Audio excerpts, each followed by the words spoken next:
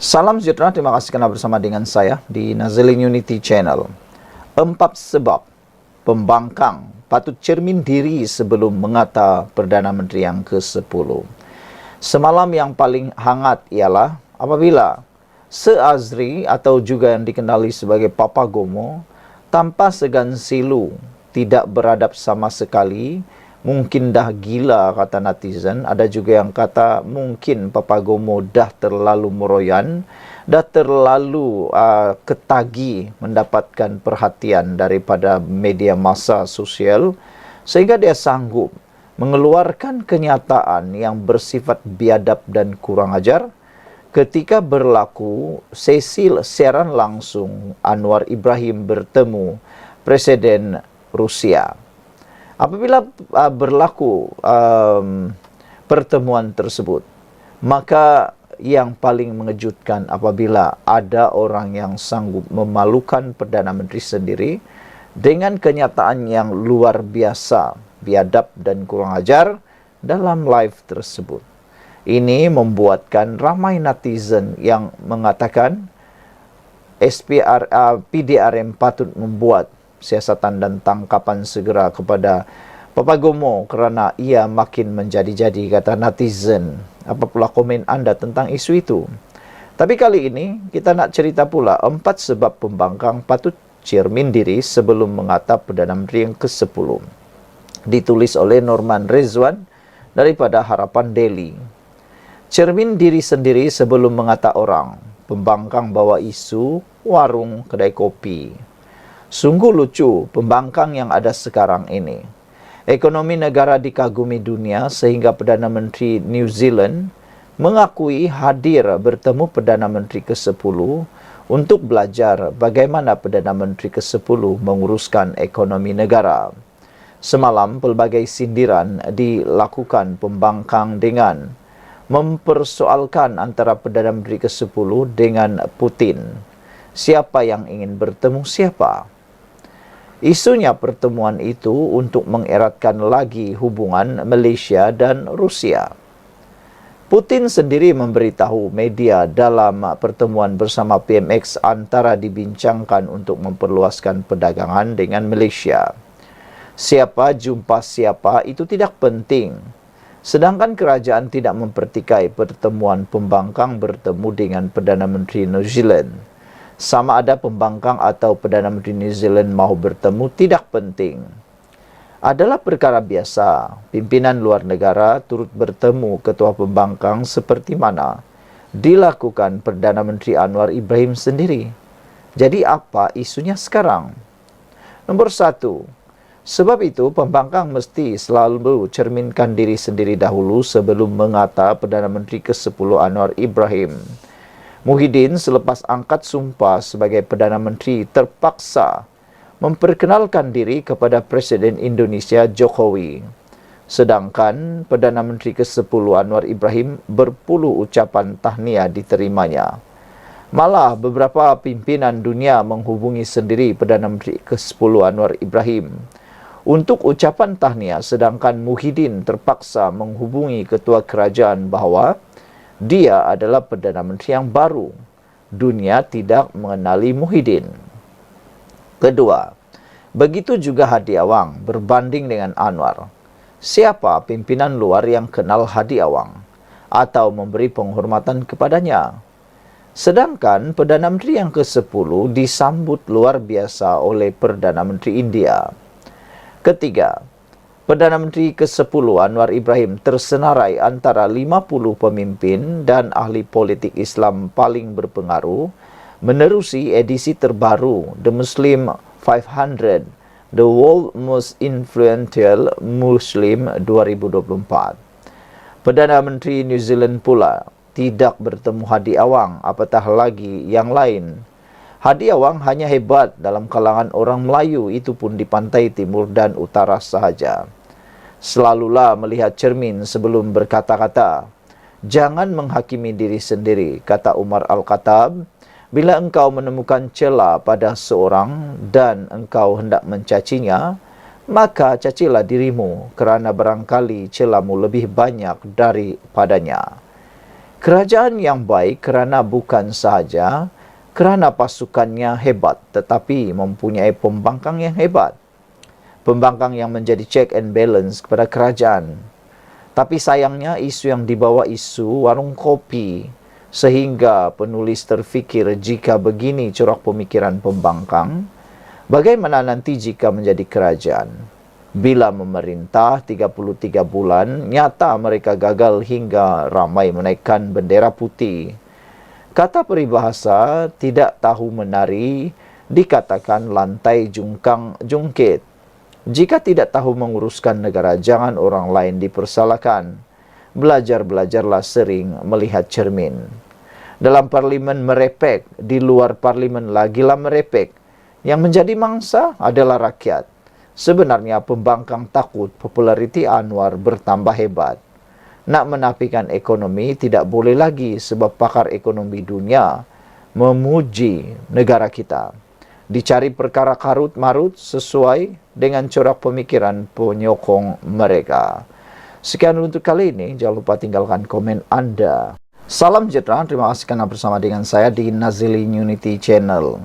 Isu dan hangatnya politik sekarang ini melibatkan siasatan terhadap Wan Bestarinet yang telah dilancarkan semasa Najib Tun Razak Perdana Menteri dan semasa Muhyiddin Yassin jadi Menteri Pelajaran atau Pendidikan. Isunya ialah berlaku tuntutan palsu dan juga sedang disiasat. Apa yang lebih mengejutkan ialah sejauh mana pengetahuan Najib dan Muhyiddin tentang isu ini. Dan SPRM telah menyatakan bahawa mereka sedang di dalam siasatan terakhir berkaitan isu ini. Sama ada mahu memanggil Najib atau Muhyiddin, ia bergantung kepada arah dan dapatan hasil daripada siasatan yang sedang berlangsung sekarang. Berikut saya ceritakan kepada anda kronologi berlakunya skandal Wan Bestari kontrak Bestarinet, kontrak bernilai 4 bilion ringgit yang telah pun melibatkan Muhyiddin oleh Ahmad Mursi. Dipetik daripada Harapan Daily. Pada tahun 2009, Muhyiddin dilantik sebagai Menteri Pendidikan sehingga tahun 2015. Pada tahun 2010, TM mula memperkenalkan Unify dan fiber optik dengan internet lebih laju dan lebih stabil untuk penggunaan intensif. Pada tahun 2011, kontrak bernilai RM4.077 bilion Wan Bestarinet diberikan kepada YTL menggantikan Schoolnet oleh TM untuk menyediakan internet berkelajuan tinggi 4G di 10,000 buah sekolah. Pada tahun 2011 hingga tahun 2016, Fasa 1 bermula dengan sambungan internet yang tidak stabil dan penggunaan Frog VLE yang rendah. Pemasangan menara telekomunikasi di sekolah turut menimbulkan kontroversi berkaitan bahaya radiasi terhadap anak-anak kecil di sekolah. Pada tahun 2013, Ketua Pembangkang Anwar Ibrahim berjanji dalam kempen PRU 13 untuk membatalkan projek ini jika menang kerana disifatkan ini perjanjian kroni dan tidak telus serta gagal capai objektif. Pada tahun 2016-2019, kontrak diperbaharui untuk fasa 2 sehingga Jun 2019. Pelbagai isu masih berterusan termasuk kelemahan internet lemah, kos tersembunyi ditanggung kerajaan. Pada tahun 2019, laporan audit negara mendedahkan kos tersembunyi caj elektrik bernilai RM41 juta ringgit di 2,715 tapak sekolah tidak dibayar dan ditanggung oleh sekolah. Penggunaan Frog VLE hanya 0.01% hingga 4.69% guru, pelajar dan ibu bapa.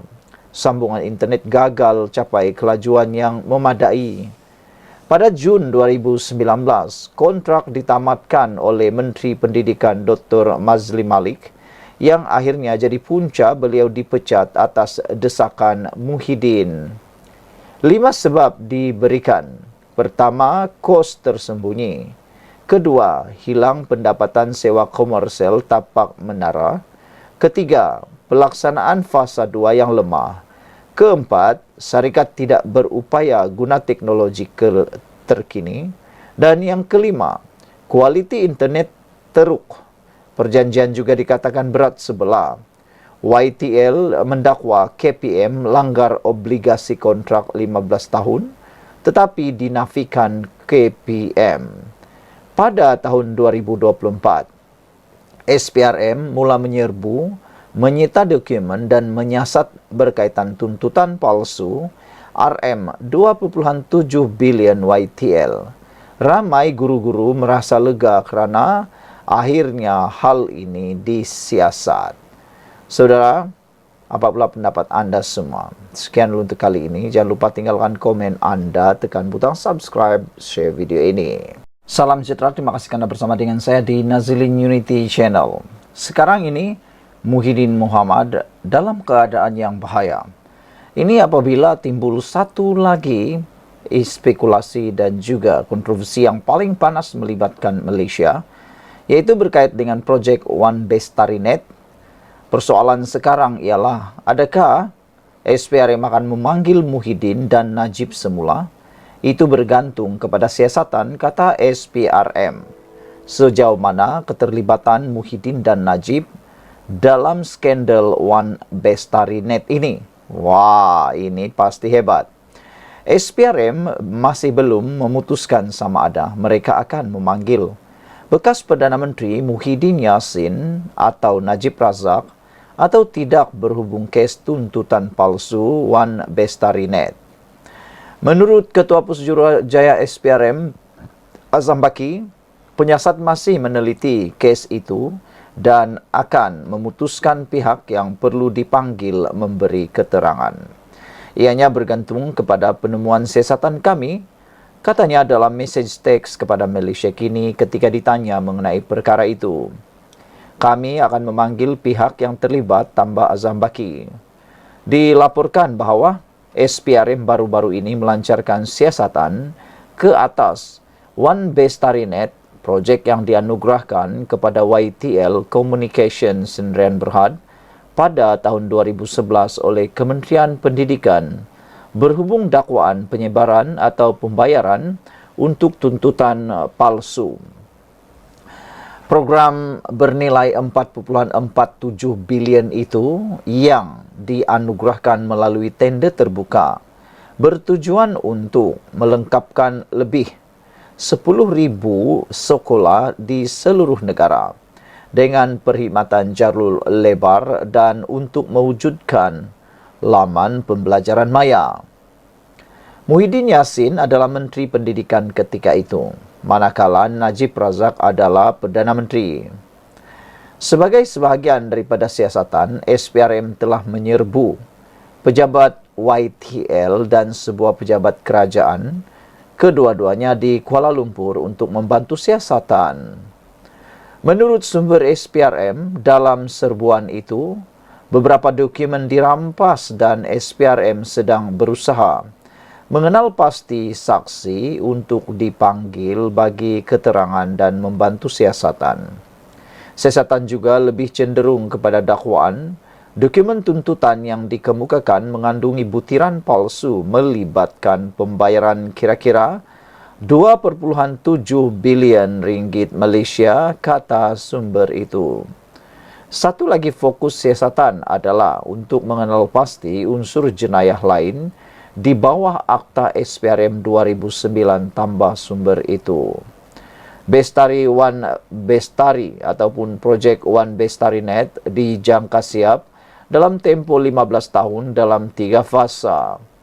Walau bagaimanapun, projek itu dibelenggu dengan isu-isu yang terdiri daripada aduan tentang ketersambungan yang perlahan selain percanggahan kewangan. Nur Jazlin Mohamed yang merupakan pengerusi jawatan kuasa kira-kira wang negara PAC pada tahun 2015 menyifatkan fasa pertama projek itu sebagai gagal memandangkan pelaksanaannya yang lemah. Laporan audit negara Ketua Audit Negara pada tahun 2018 juga berkata, program itu kurang daripada indeks prestasi utamanya dan Kementerian Pendidikan gagal mempertimbangkan cadangan makmal pengurusan nilai. Apa komen anda tentang isu kali ini? Dan ada komen daripada netizen kata, everyone knows that any tender that Najib or Muhyiddin initiated is confirmed to be involved with corruption and nothing else, kata PMO. These two are mother of corrupts, kata PMO dalam ruangan komen. Apa pula pendapat anda? Sekian dulu untuk kali anda. Jangan lupa tinggalkan komen anda. Jumpa lagi. Salam sejahtera. Terima kasih kerana bersama dengan saya di Nazilin Unity Channel. SG4, platform untuk angkat PAS duduki kerusi Perdana Menteri. Sebelum saya teruskan, ada netizen yang kata ulasan kali ini akan membuatkan sangat ketaralah. Muhyiddin sudah tidak punya lagi harapan untuk jadi Perdana Menteri. Musnah harapan Muhyiddin selama-lamanya untuk jadi Perdana Menteri.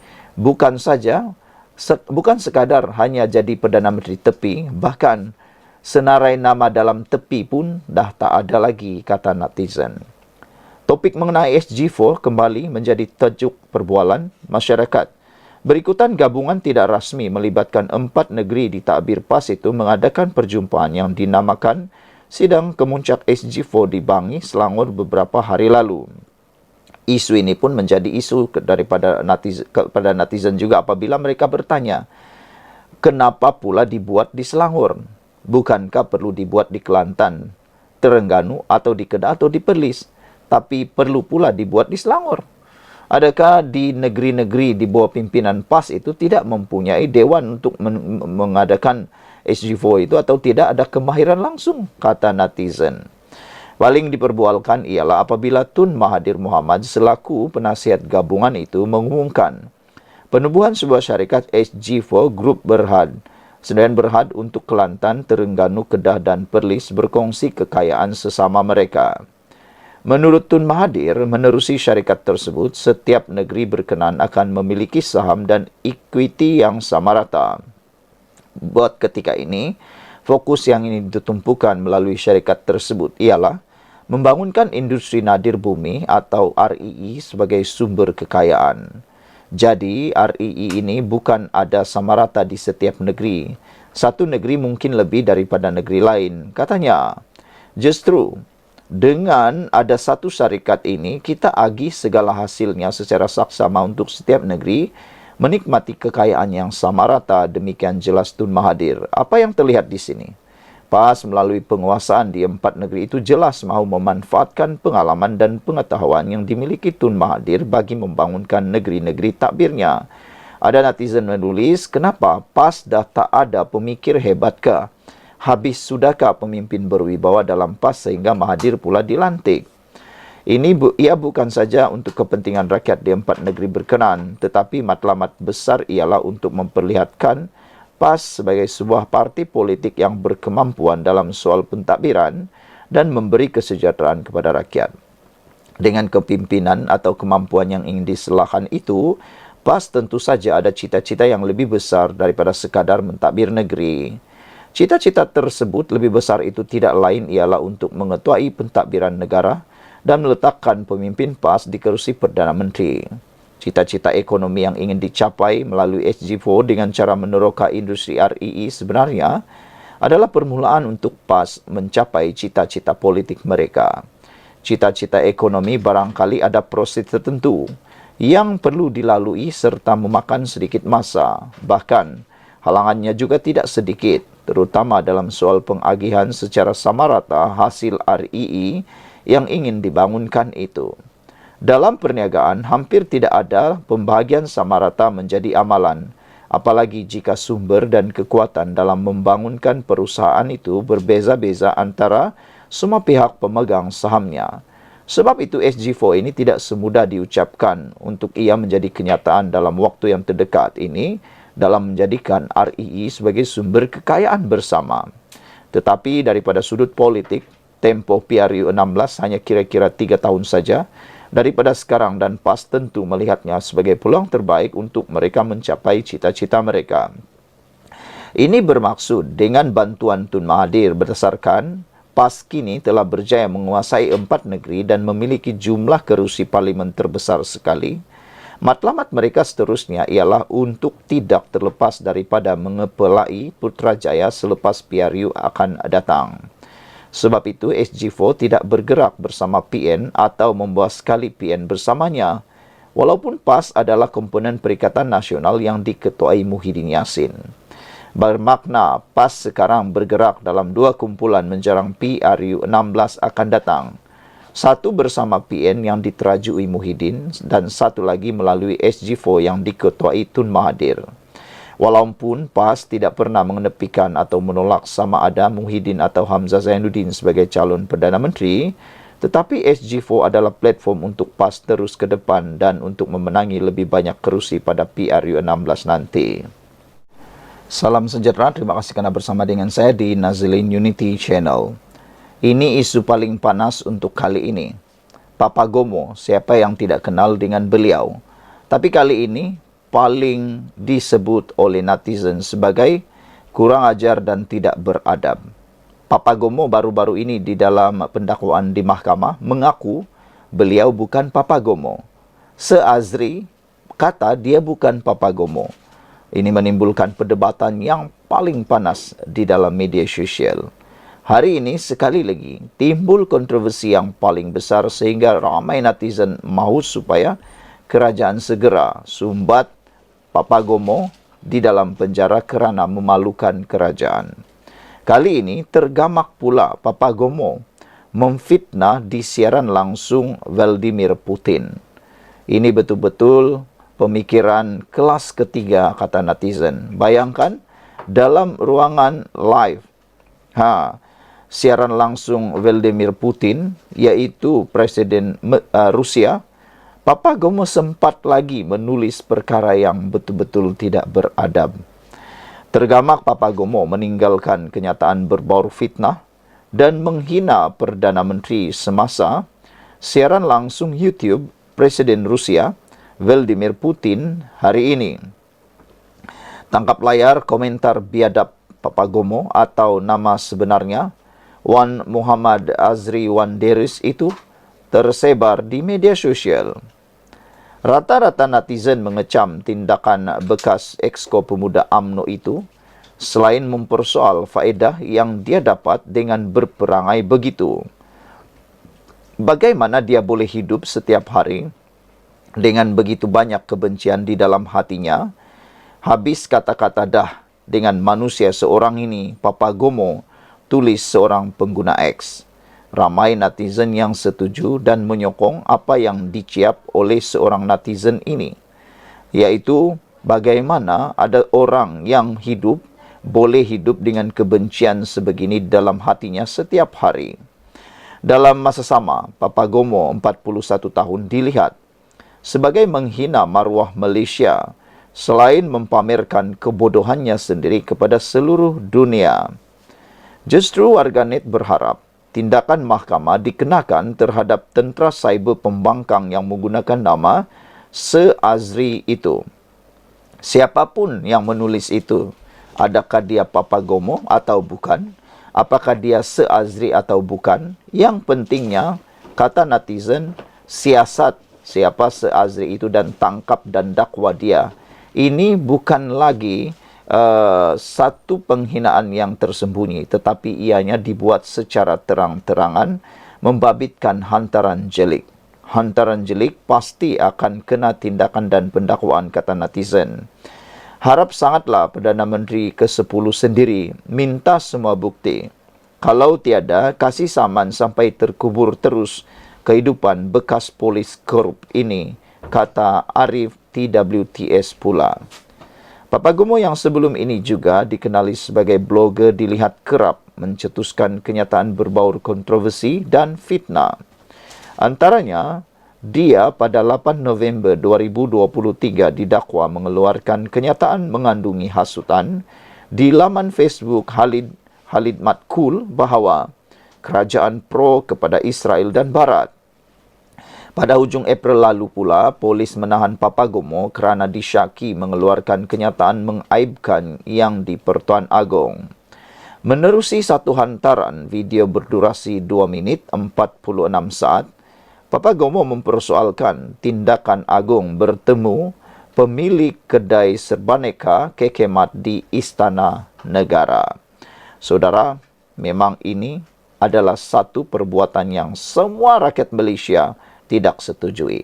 Saya fikir pembangkang, walaupun ramai yang mungkin benci pada Anwar Ibrahim, tidaklah seberani seperti Papagomo. Tidaklah sebodoh seperti Papagomo menurut netizen. Kerana perbuatan ini, kata netizen sebentar tadi, telah pun memperlihatkan, mempamerkan kebodohannya sendiri. Inikah kualiti seorang aktivis pembangkang, kata mereka? Inikah kualiti pemimpin yang dikehendaki? Kualiti begini memang tak berguna langsung. Sekian dulu untuk kali ini. Jangan lupa tinggalkan komen anda. Salam sejahtera. Terima kasih kerana bersama dengan saya di Nazilin Unity Channel. Tun Faisal dirakam percakapan. Apa jadi, apa nak jadi, dan apa pula kesalahan Tun Faisal ini? Selepas mengeluarkan kenyataan yang didakwa berbau fitnah terhadap timbalan Perdana Menteri, Datuk Tun Faisal Ismail hadir ke Ibu Pejabat Polis IPD Putrajaya hari ini untuk dirakam percakapan. Ketua Penerangan Bersatu Berkenan yang diiringi beberapa penyokong memasuki IPD Putrajaya secara bersendirian pada jam 3 petang. Tun Faisal sewaktu sidang media di lokasi berasingan memberitahu bahawa pihak polis memintanya hadir bagi dirakam percakapan. Ia mengikut Seksyen 505B Kanun Keseksaan dan Seksyen 233 Akta Komunikasi dan Multimedia 1988 berkaitan kenyataannya yang dimuat naik di Facebook. Untuk rekod, Tun Faisal menyertai Bersatu berkuat kuasa pada 9 Julai 2023. Pada 30 Ogos lalu, Pergerakan Pemuda UMNO Wilayah Persekutuan membuat laporan polis di Balai Polis Setapak terhadap Tun Faisal yang juga bekas timbalan Ketua Bahagian UMNO Putrajaya. Laporan itu susulan artikel berbau fitnah terhadap Datuk Seri Dr. Ahmad Zahid Hamidi yang juga Presiden UMNO berhubung isu pelantikan Perdana Menteri oleh Yang di-Pertuan Agong ke-16.